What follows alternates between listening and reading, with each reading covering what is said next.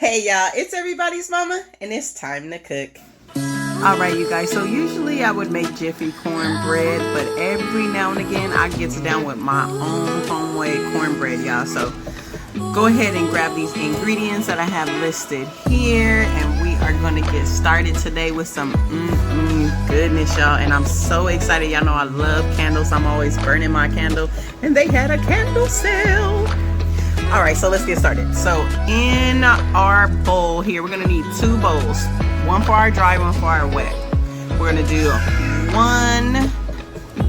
Alright, you guys, so in one bowl, we are going to combine all of our dry ingredients. That's the 1.5 cups of cornmeal, or half a cup of flour, or 1.4 cups of sugar, our teaspoon of baking soda, and our teaspoon of salt, you guys.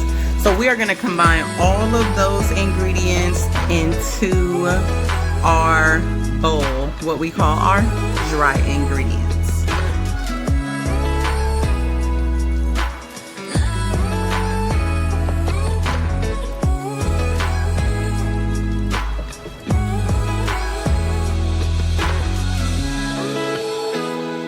Now you see right here, I'm all got my cousin diabetes here, but let me tell you something. If you don't want it to be that sweet, you can leave out the honey, but I strongly suggest putting in the sugar.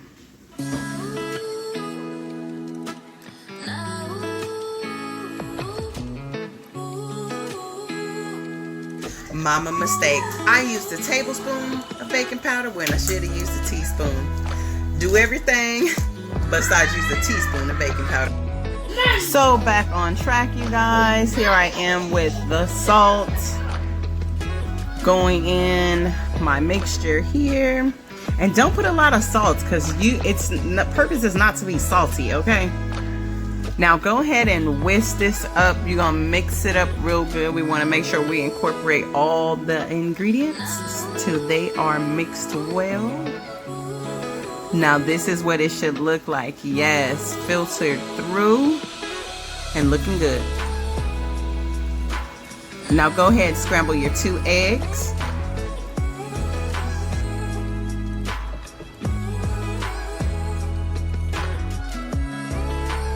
Once you're done, set those to the side. So now we're gonna go in with our veggie oil, yes, and put it in this bowl. And I like to mix my wet ingredients and my dry ingredients separate, you guys, because when you try to do everything together, oh my god, it's so hard. Go ahead with your buttermilk, and you'll see once I get to whipping, you're gonna have to bring out the big guns today for this cornbread.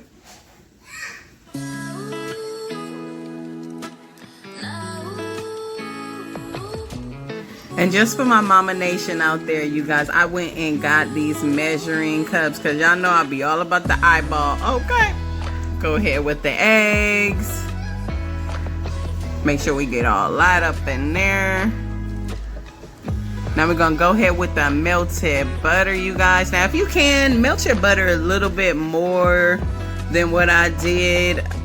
It's better if it's just all the way melted, okay? Now we're going to go in with the honey. Now, remember I said if you didn't want it to be so sweet, you could leave out the honey. If you want to still try the honey, you could just go ahead and put 1 tablespoon of honey instead of 2, okay?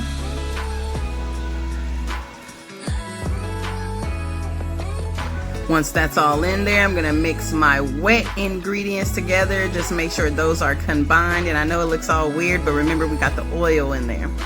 Now we're going to go ahead with our dry ingredients into our wet ingredients bowl, you guys. That's what I like to do. I don't like to do the other way around. I like to do dry into wet. Pull off the big guns, and it's time to whisk. I have seen that this, not seen, but I have noticed that this works in my routine, you guys, if I turn the bowl while I'm mixing.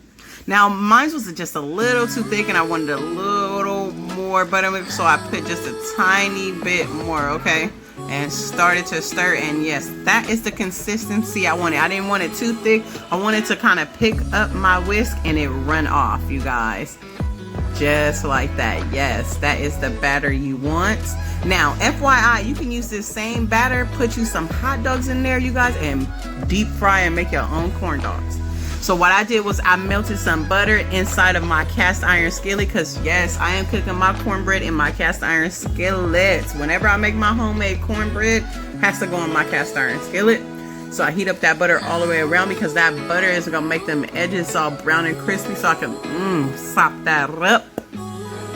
Go ahead and put the mixture into there. Now I know it seems like a lot. You can leave out a cup if you don't want, or you can use a bigger pan. But once it rises and then it settles down, it's gonna be perfectly fine. See how that look? Yeah.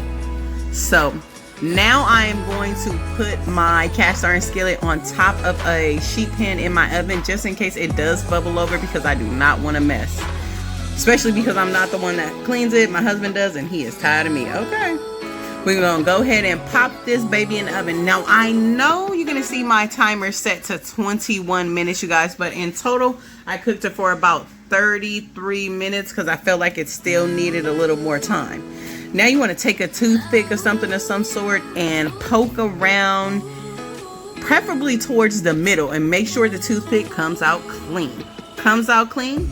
You did a good job. I cut that bad boy up, and yes, this is how it looks. It's gonna serve well tonight with our steak.